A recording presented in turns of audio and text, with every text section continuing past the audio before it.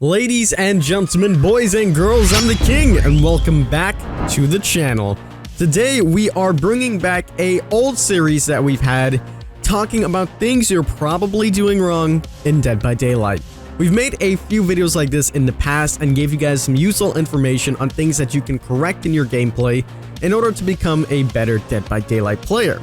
And since then, a lot of things have changed, but a lot of people still struggle with expanding their knowledge and becoming better at the game. Now more especially since a lot of console players and PC players are mixing, you're starting to see a lot of different strategies and techniques that both sides do that you may have never encountered before, so you probably want to up your gameplay. So in this video, we're going to give you guys some tips on how to do that. Before we jump on into this, guys, we are so close to 100,000 subscribers. Please consider subscribing down below because over 61% of you guys that are currently watching are not subscribed. So please consider subscribing down below, and if you think you are, double check because sometimes YouTube unsubscribes you. Alrighty, with that being said, let's talk about these tips that I have in store for you. And starting off with the number one tip, this is even before you go on into the game, is having bad perk build synergy. Now this can go both for the killer and the survivor side. If you're not running a perk build that is optimal, then chances are you won't have a favorable game. Let me give you an example. When playing killer, it is ideal to have at least one generator stopping perk. This is a perk that will slow down generators because time is of the essence. You want as much time as you can get on your hands, and if you have nothing that slows down generators, survivors are basically going to run through you. So these perks can be Corrupt Intervention, Ruin, or my personal favorite, Pop Goes the Weasel. There's a lot of other alternatives, but those are the three best ones. In fact, you can even put these together. Not so much Ruin and Pop Goes the Weasel because sometimes you won't be able to use both of the perks in the match. So Corrupt Intervention and Pop Goes the Weasel are two great perks that you can run.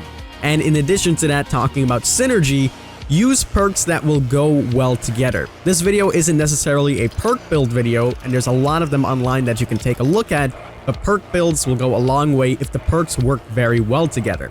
I'll give you an example.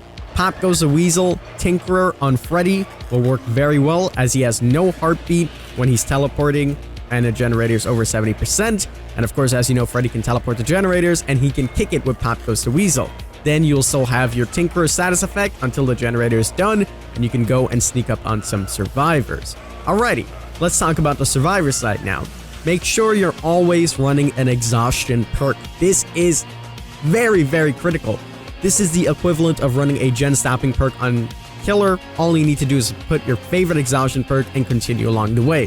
From here, you can run whatever perk your heart desires. I highly recommend Iron Will. It is probably the best perk in the game, hands down. This is a teachable for Jake. If you get this perk, try it out. It'll take you a very long way. You don't have to run it. You can run other things that suit your gameplay. For example, if you like distracting the killer, pop Decisive Strike on. If you like being a team player, pop Borrow Time on. Those are pretty much the standard builds that you can make. Again, you're more than welcome to look up on YouTube or in a future tutorial about good perk builds for killers and survivors. Now let's talk about gameplay when you're actually in the game. The number one thing that I see survivors doing incorrectly is not looking behind them. And this can lead to a bunch of problems. So when you're not looking behind you and you hear the chase music, you can automatically think that the killer's chasing you, when in some cases they could just be walking by and they just didn't see you.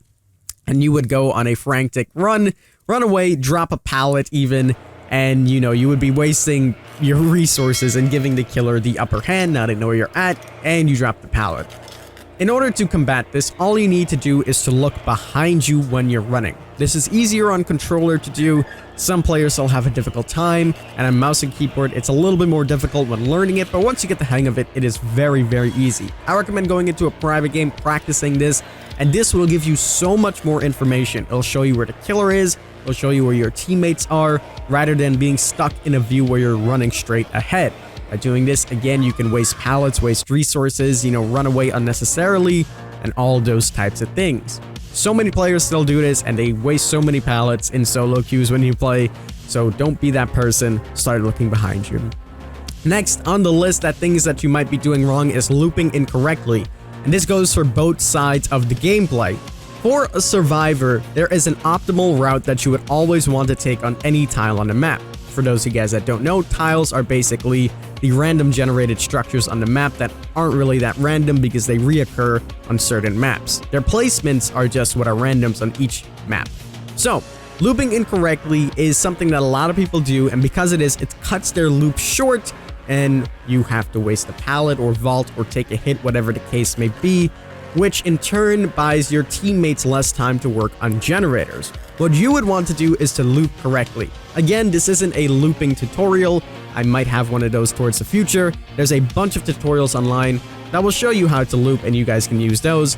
But long story short, you always want to go in the direction that will give you an escape route without utilizing the pallets or anything like that. For example, if you're looping by a pallet and a vault, loop the way that will give you a fast vault. Continue to loop that way until it is required to drop the pallet or the killer gives up. On the flip side, if you're playing the killer, you are the killer. Force the survivors to run the other way so they can drop the pallet and you can cut that chase and that loop short. A lot of killers don't do this, giving survivors the optimal paths or giving them the fast vaults, and you pay the price for it because by the time they vault, you vault slower, they'll make up some distance and get away. So, next on the list is not calling out perks. Again, this goes for killer and survivor. Let's say you're playing killer and you see a David and you go to swing on him and he has dead hard. You need to make a note in your mind that that David has dead hard. So the next time you go up to David, you know that, hey, he has dead hard. Let me not swing prematurely and then miss a hit. I mean, you should be doing this regardless for every survivor. That is something you should practice. No matter who it is, see if they had death hard before you hit them. That way, you can capitalize on your hit. Because if you don't, sometimes they can make it to a vault or a pallet and expand the chase more so than it needs to be. This goes for the same thing as survivors. When you're playing against a killer, look at some of the perks that can come up pretty obviously. For example, if you unhook a survivor and you scream, make your choice. If the killer comes straight to you after hooking somebody, barbecue and chili. If the killer kicks a generator and the generator has red sparks, or as in the recent update, it always has red sparks, but you see a lot of progress off of that generator, chances are they have Pot Goes the Weasel. You need to subconsciously keep this in your mind to know what perks the killer has in order to defeat them. For example, if you see that a hillbilly is running Enduring and Spirit Fury, all you need to do is to drop pallets prematurely, that way they can't get their Spirit Fury to pop, and you can capitalize on that. Keep that in your mind, and that way you can negate some of the killer perks, and the same goes for killer. You can negate some of the survivor perks if you keep it in the back of your head. And finally, the last tip that I have for you guys that to this day I still see happening, and it even happens to me, is map pressure or 3-genning yourself. When you're playing survivor, chances are on certain maps you can 3-gen lock yourselves, and when this happens, it is pretty much a game over, even if 4 survivors are alive. If the killer is smart and just focuses on the generators and slowly knocks your teammates down, they can take the long route. Eventually, you guys will lose because you can't get any progress done on generators unless you're working together.